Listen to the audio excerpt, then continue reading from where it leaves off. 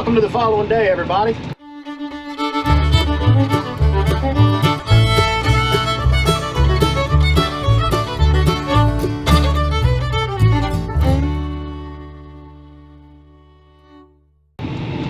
We got the corn planted out there on that 21 acres. That's all done. And I started getting a migraine last night, so I just kind of called it quits. I had to work today, and now that we're off work, I'm out here getting some of our soybean ground ready. I really wanted to show you something that I talked about in the previous video about these discs, and that is finding the right application for them. Because I feel like maybe I've been dogging these discs, not giving them a favorable review, which, I mean, I own them. I can do with them what I want. Nobody's paying me for this review or anything like that. But I always thought that the best thing for these was going to be incorporating corn stalks and working on harder ground. And that's what we're doing now. This ground here, it still has the corn stalks in it. As you can see, we're going at an angle again, like we talked about previously. The only thing that was done to this field after we cut corn off of it was I had the corn stalks push hog. And that's because the landowner wanted the land to look presentable because he's trying to sell this parcel. So this might be the last year I farm it. It just depends on if it sells. These discs are doing a fantastic job out here on this ground. For one, the vegetation has been sprayed and killed. We did burn down here, so there's nothing living left. So the roots are not holding the soil together.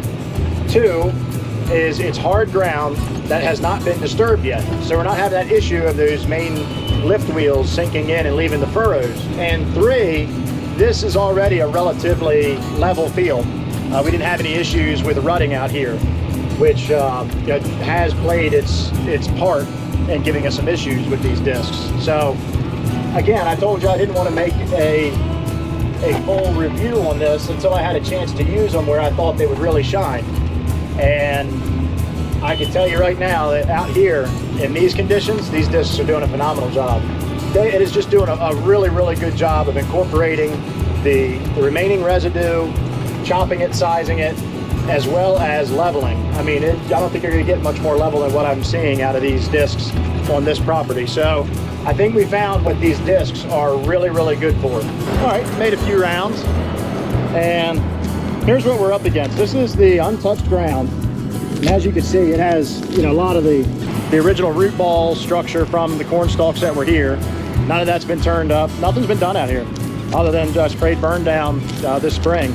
But the ground is just hard. I mean, look, I can't even, I mean, these are lug marks from the combine. I can't even kick them. I mean, the ground is just really hard. Then we come over here, and I mean, you look and you see, it's nice and fluffy. Everything is well distributed. You know, you don't see any piling of residue. Nice flat level seed bed. I mean, I can't fault it in any way in these conditions. It's that Landall's doing an excellent job on this. You know, this is a lighter, sandier soil, and I'm not sure if I'm even doing the right thing, being that we're gonna plant soybeans out here, disking this, but at the same time, this ground is really, really hard. It is sand, but it's got a little bit of clay in it, and it does pack, and it packs hard. But the problem with disking this up is you are losing some moisture. Now, we have been getting steady rain, so I'm hoping we keep getting them. You have to have moisture in the ground when you plant soybeans.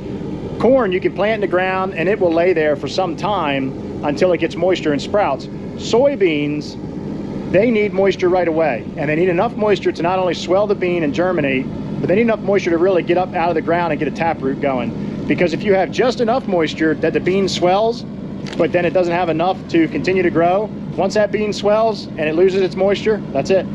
You got to replant.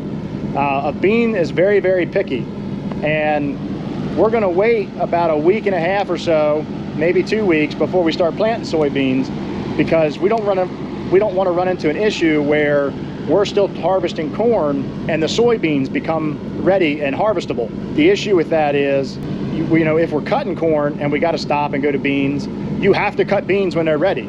Yes, they will stay there for a little bit, but you start having issues where the shell of the bean will actually shatter or come apart and drop the bean on the ground.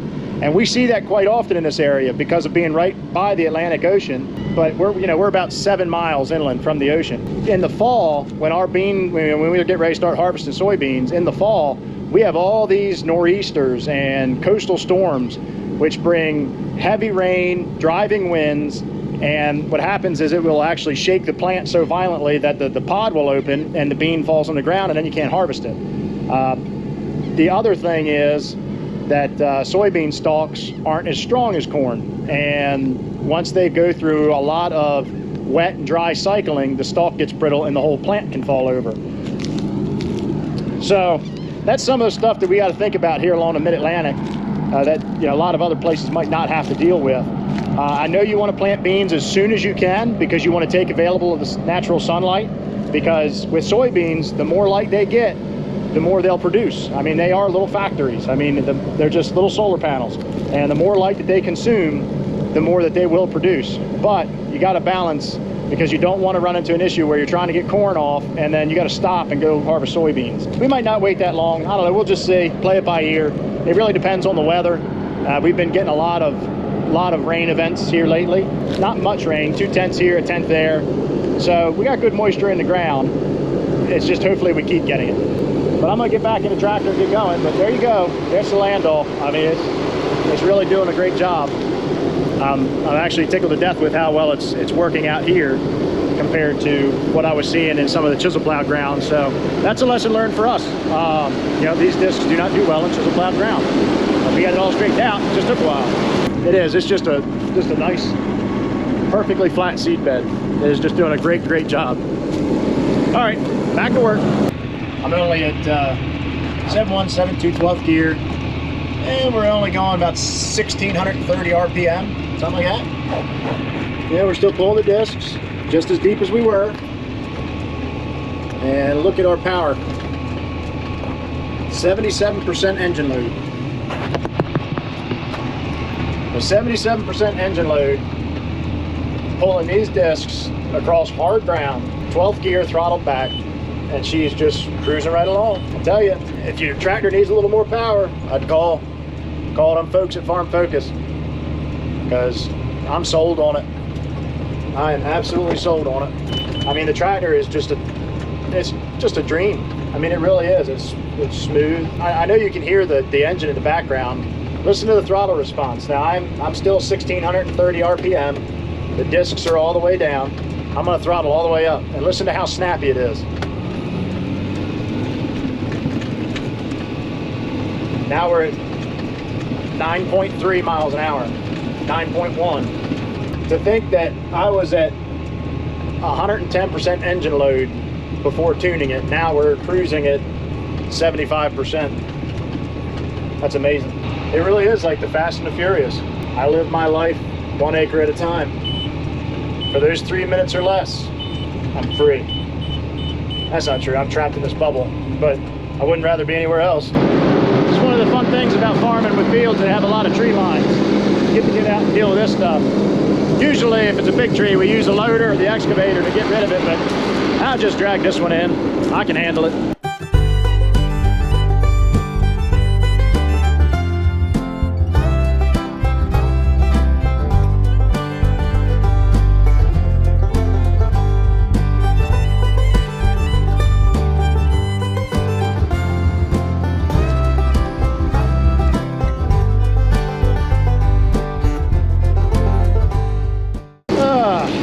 Find a bathroom.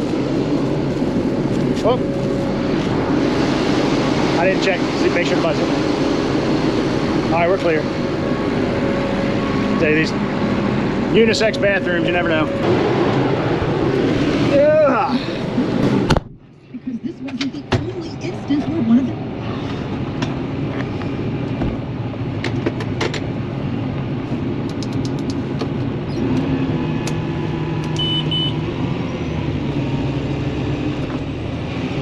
Gotta love that auto steer.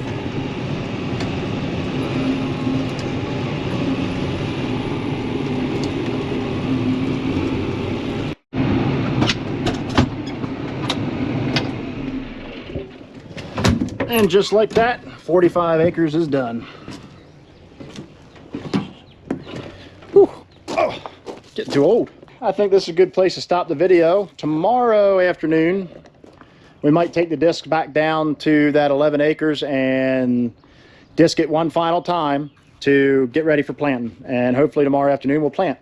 So we'll just see really how the ground dries up and how our days are. It just did finally get sunny here in the last couple hours, so that didn't get much sun on it today. If it has full sun on it tomorrow, it might get dry enough for us to go ahead and plant it. But that's going to do it for us today. Thank you all for watching. Goodbye from Delmarva. Shorebilly Farmer, out.